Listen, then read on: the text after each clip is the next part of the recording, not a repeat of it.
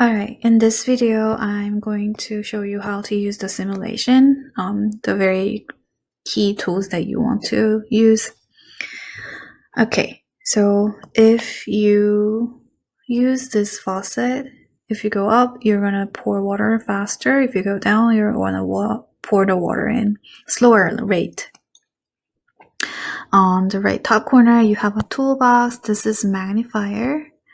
This is a dropper, and this is a metric ruler, beaker, another type of beaker, 25 graduate milliliter graduate cylinder, 50 milliliter graduate cylinder, 100 milliliter graduate cylinder.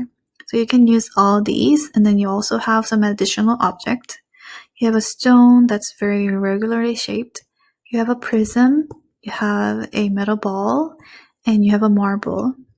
Right, they all interact to each other.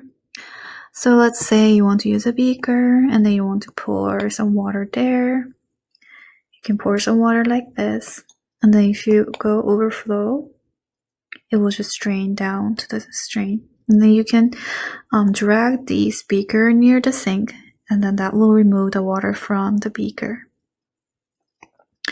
Also, these water can be transferred from one to another. So let's say I have about 30 milliliter and you have another graduate cylinder. You can just drag it to another one and then it will just transfer your water there. I haven't tried this one, but probably it will overflow. Yep, and it doesn't make any mess. That's great. Also, whenever you're trying to measure using the ruler, you can drag your ruler close to the object and it will show you the, what are these? It will show you the dimension of a sphere. Alright? I'll see you in the next video.